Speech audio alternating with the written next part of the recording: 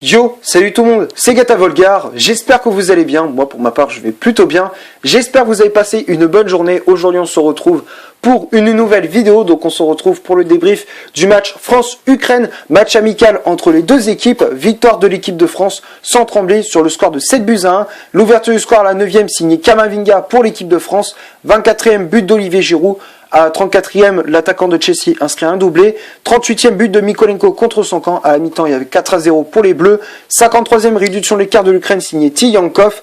65e but de Corentin Tolisso. 82e but de Kylian Mbappé. À la 89e, Antoine Griezmann vient finir le boulot. Et grâce à cette victoire, l'équipe de France commence sa trêve internationale avec de la confiance, avec de la sérénité.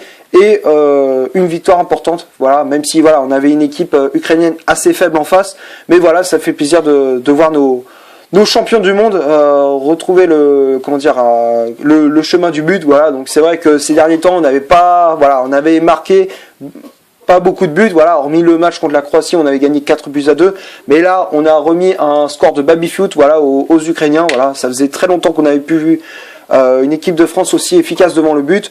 Donc voilà, voilà, c'est important de la part des hommes de Didier Deschamps. Voilà, donc pour débriefer un petit peu ces 90 minutes, voilà, 45 premières minutes où franchement on avait vu que l'équipe de France jouer, voilà, face à une équipe ukrainienne qui n'avait pas du tout fait de tir en première mi-temps, voilà, donc on avait vu que l'équipe de France à l'attaque, voilà, donc on avait commencé cette rencontre, voilà, avec le premier but de la partie signé Eduardo Camavinga à la 9e minute de jeu, voilà, sur un centre de Lucas Digne, voilà, Giroud qui avait repris ce ballon de la tête, et derrière c'était repoussé par Bouchan, le gardien ukrainien, et après Camavinga a repris ce ballon, voilà, de manière un peu acrobatique, voilà, qui avait fait un petit ciseau, voilà, qui se termine dans le but ukrainien, voilà, donc à la 9e minute de jeu, Camavinga permet à l'équipe de France de mener 1-0. Ensuite, on a continué, voilà, on a déroulé notre jeu grâce à Olivier Giroud à la 24e, voilà, magnifique but de la part de l'attaquant de Chelsea, voilà, à l'entrée de la surface, il enchaîne avec une frappe enroulée, pleine lucarne, voilà, franchement très beau but de la part de l'attaquant de Chelsea qui à ce moment-là avait marqué son 41e but avec l'équipe de France, à ce moment-là il égalait Michel Platini qui était le deuxième meilleur buteur de l'histoire des Bleus. Et du coup, il bat ce record-là, voilà, il bat le record de Michel Platini à la 34e grâce à un but, voilà, un peu, voilà, c'était un peu, il était bien positionné, il avait fait un peu renard de surface, voilà, une frappe repoussée, je sais plus qui c'est qui avait frappé à l'entrée de la surface, la frappe a été repoussée par Bouchan et derrière Giroud qui avait repris ce ballon au point de pénalty, voilà, une tête plongeante, voilà, une tête à bout portant. Et du coup ça a permis à Giroud d'inscrire ce 42e but, voilà, donc du coup il dépasse Michel Platini et du coup il y a 8 buts si je me trompe pas de tirer en 8 ou 9 buts, voilà, si mes souvenirs sont bons. Donc du coup Giroud qui permet à l'équipe de France à la 34e de mener 3-0. Et ensuite on enchaîne, voilà, 4-0 à la 38e grâce à Mykolenko contre son camp, voilà, sur un corner d'Oussem Aouar, Giroud encore une fois qui avait mis la pression sur le défenseur ukrainien et derrière il a marqué de la tête contre son camp malheureusement. Et donc du coup l'équipe de France à la mi-temps menait 4-0. Second mi-temps, bon, Deschamps a fait tourner un petit peu son effectif, voilà, il a fait rentrer en jeu Mac Maignan, voilà, à la place de Steve Mandanda dans les buts, voilà, qui se plaignait d'une petite douleur, je crois c'est à la cheville si je me trompe pas, donc du coup Mandanda a cédé sa place à Mac Maignan. Après Upamecano aussi, voilà, qui a cédé sa place à Raphaël Varane, voilà, en seconde mi-temps, qui malheureusement sera forfait, voilà, j'avais vu l'info ce matin. Upamecano qui est forfait pour le reste de la trêve, voilà, donc du coup c'est Kurt Zouma, voilà, qui le remplace, donc du coup Upamecano qui est forfait et du coup c'est Zouma qui le remplace pour le reste de la trêve.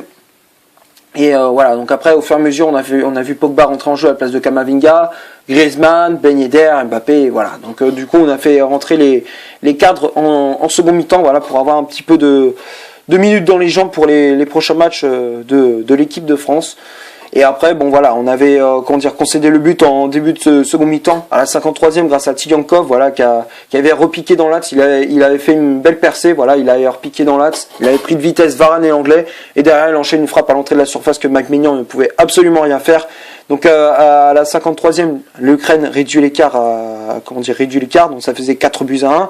Mais voilà, l'équipe de France qui a remis le pied sur l'accélérateur. On a vu un petit moment de relâchement côté français, mais après on a remis le pied sur l'accélérateur. Voilà, à la 65e, Tolisso qui inscrit un magnifique but. Voilà, sur une remise en retrait de Kylian Mbappé. Tolisso qui enchaîne avec une frappe enroulée, petit filet. Bouchan ne pouvait absolument rien faire. Voilà, d'ailleurs Bouchan qui a été le gardien ukrainien, qui a été le bouc émissaire, voilà, de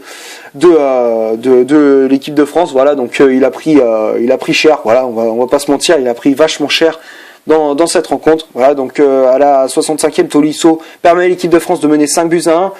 82e, voilà, Kylian Mbappé qui inscrit son petit but. Voilà, Mbappé qui a inscrit son but, voilà, qui permettait à l'équipe de France de mener 6-1, voilà, sur un joli 1-2 entre lui et Wissam Ben Yedder. Voilà, donc Ben Yedder qui avait retrouvé l'attaquant français, et derrière il a enrhumé complètement la défense ukrainienne, voilà, en éliminant 2 buts, et derrière il enchaîne avec une frappe puissante sous la barre de Bouchan. Donc du coup à la 82e, l'équipe de France menait 6-1, et à la 89e, Griezmann qui clôt le festival offensif de l'équipe de France avec un petit but. Voilà, à la 89e, voilà, donc du coup il avait récupéré, à la base c'est lui qui avait récupéré le ballon, et derrière l'attaquant du FC Barcelone, il enchaîne avec une frappe qui était légèrement déviée par le défenseur ukrainien. Voilà, je crois que c'était dévié par un pied ukrainien, et derrière c'est ce ballon qui retombe dans les buts de Bouchan. Voilà, et du coup à la 89e, Griezmann qui inscrit le 7e but de l'équipe de France, et grâce à cette victoire, l'équipe de France remporte cette rencontre sur le score de 7-1. Voilà, donc c'était un petit festival offensif, une petite victoire qui fait plaisir pour tous supporters français. Donc voilà, ça fait le plaisir de voir nos Bleus remporter cette rencontre. Voilà, donc on va passer à la composition d'équipe que Didier Deschamps a aligné pour ce France-Ukraine. Voilà, donc on a repassé une défense à 4, voilà, contrairement aux autres matchs. Voilà, on avait joué avec une défense à 3, notamment contre la Croatie, contre la Suède. Voilà, on avait joué avec une défense à 3, et là on est repassé à une défense à 4, donc on a aligné un 4-3-1-2, voilà, donc une défense à 4, un milieu en losange, voilà, 3 milieux, une sentinelle, 2-8 et un numéro 10 et 2 attaquants de pointe.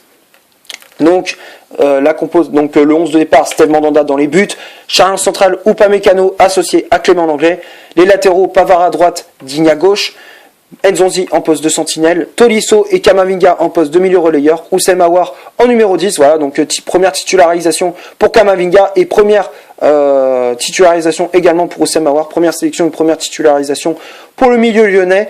Ensuite, le duo d'attaque, Martial associé à Olivier Giroud qui était capitaine d'un soir où Varane était laissé sur le banc, et aussi Hugo Lloris. Voilà, donc du coup, c'était lui qui a hérité du brassard de capitaine. Donc après, il y a eu le remplaçant, comme je disais, dans mon débrief des 90 minutes, qui était entré en jeu. Il y avait Mac Maignan à la place de Steve Mandanda qui était sorti sur blessure.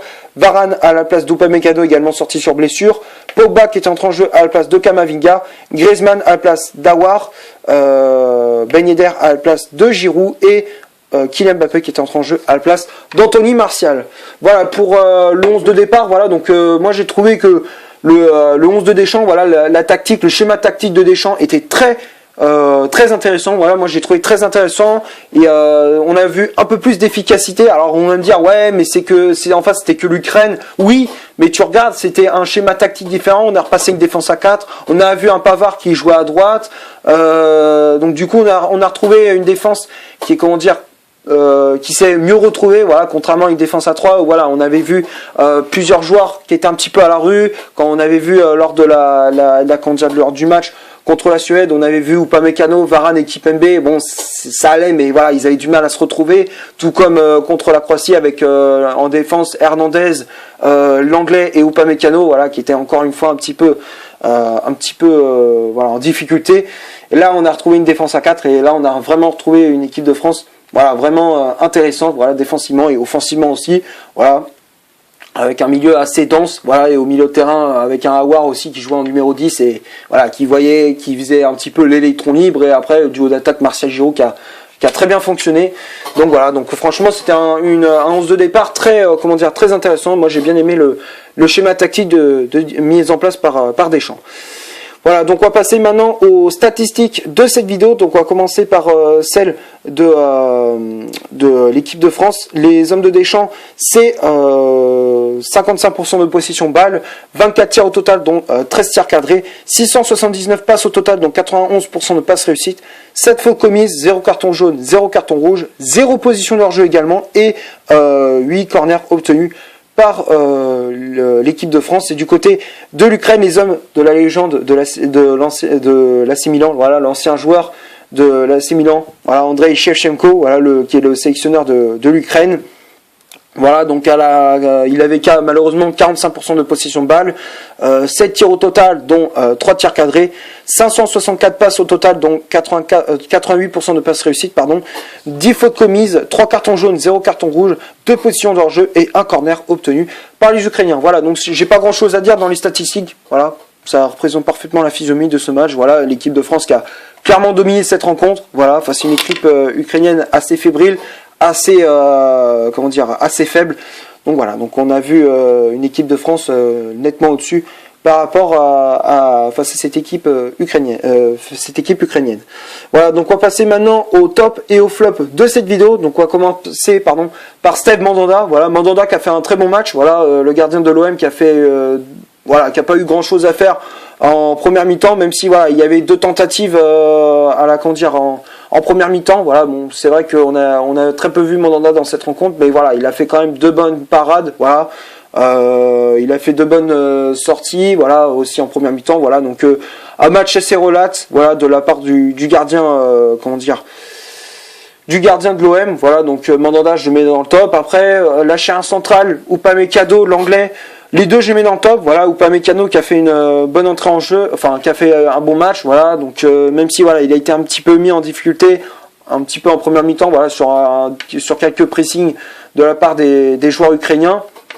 Hormis ça, il a fait un match très solide. Voilà, donc Upamecano, je le mets dans le top. L'anglais aussi qui a fait un très bon match aussi. Voilà, qui a été un petit peu aussi le patron de la défense de l'équipe de France. Voilà, à la place de Varane qui était laissé sur le banc, comme je disais en début de vidéo. Il avait donc du coup c'était lui qui prenait un petit peu les clés du camion, si on peut dire ça comme ça. Voilà, donc du coup il a un petit peu dirigé la défense. Voilà, donc dans l'ensemble, l'anglais qui a fait une très bonne prestation, très bon match. Voilà, donc de la part du défenseur du FC Barcelone. Voilà, donc pour moi l'anglais je le mets dans le top. Ensuite les latéraux Pavard et Lucas Digne. Voilà, Pavard qui a fait un très bon match aussi. Voilà, très bon match de la part de Benjamin Pavard qui s'est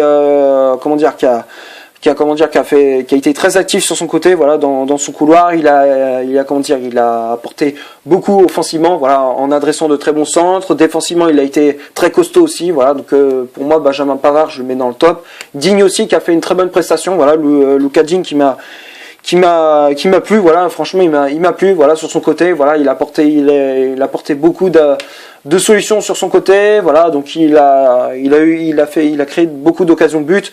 Donc voilà, donc pour moi Lucas Digne, je le mets dans le top. Après Steven Nzonzi aussi qui a fait une très bonne prestation. Nzonzi qui a été très serein, voilà, au milieu de terrain, qui a apporté un petit peu plus, voilà, de sérénité, d'expérience, voilà. Donc franchement, Nzonzi pour moi je mets dans le top. Après Tolisso et Camavinga pareil, voilà, le milieu à 3 avec Nzonzi, Camavinga et Tolisso a très très bien fonctionné. Voilà, donc beaucoup de sérénité de la part des trois. Camavinga qui a pas pris de risque, qui a joué simple, tout comme Tolisso. Voilà, donc pour moi Camavinga et Tolisso, les deux je les mets dans le top. Aouar, bon, voilà, un petit peu en difficulté dans ce match-là, c'est le seul. Voilà, moi je trouve qu'il n'a pas été extraordinaire, mais voilà, dans l'ensemble, il n'a pas été non plus dégueu. Voilà, il a frappé de très bons coups de pied arrêtés, voilà, surtout sur les corners. Voilà, que dans l'ensemble, il a fait une bonne prestation. Moi, je trouve qu'il a pas été mauvais. Voilà, donc il a apporté, il a toujours fait de bonnes actions. Voilà, donc pour moi, Aouar, je le mets dans le top. Ensuite, Martial et Giroud, les deux je les mets dans le top. Voilà, Giroud qui a inscrit un petit doublé, il soigne ses statistiques. Martial aussi qui a pas été mauvais, même si voilà, il a pas réussi à trouver le chemin des filets. Voilà, il a fait un bon match. Voilà, après les remplaçants, Maignan, Varane, Pogba, Griezmann, Ben Yedder et Mbappé. Voilà, Maignan qui a fait une bonne entrée en jeu. Voilà, donc bon, il avait pas grand chose à faire lorsqu'il est entré en jeu. Alors, même si voilà, sur le but, il peut pas faire grand chose.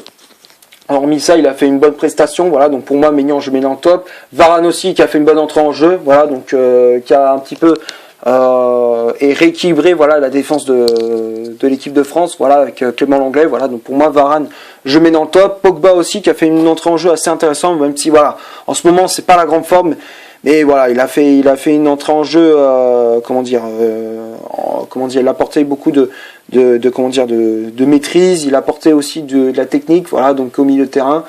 Voilà, donc pour moi, comme je disais lors de mes débriefs Manchester United, et même pour l'équipe de France, je dis Pogba, bon voilà, c'est pas la grande forme, faut pas le mettre titulaire, faut le mettre pour l'instant sur le banc pour qu'il récupère, qu'il soit moins cramé dans cette rencontre. Voilà, donc pour moi, Pogba dans cette rencontre, voilà, il a fait une bonne entrée en jeu, donc pour moi je le mets dans le top. Après Griezmann, voilà, bon, Griezmann qui a pas fait une entrée en jeu flamboyante, hormis son but, mais voilà, il a fait quand même une entrée en jeu intéressante, voilà, bon, voilà, il n'a pas été extraordinaire comme je disais, mais voilà, il fait une entrée en jeu intéressante, voilà, donc il a inscrit un but, voilà, donc pour moi Griezmann je mets dans le top. Ben Yedder et Mbappé, les deux je mets dans le top. Ben Yedder qui a fait une bonne entrée en jeu, Mbappé aussi, voilà, Mbappé qui a fait une entrée en jeu, il fait ça sur sa première occasion, il inscrit un but, il fait une passe décisive, voilà, donc voilà, pour moi Kylian Mbappé je mets dans le top, et Ben Yedder aussi, voilà, qui a fait une bonne entrée en jeu également. Voilà, donc pour moi, il y a aucun flop durant cette rencontre. Voilà, tout le monde a été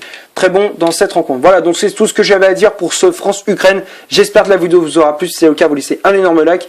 Tu cliques ici pour t'abonner pour rien rater de mes vidéos. Tu cliques ici pour voir une autre si tu le souhaites. N'hésite pas aussi à rejoindre mon compte Instagram qui est dans la description. Et d'ici là, portez-vous bien. On se retrouve pour une prochaine vidéo. Ciao.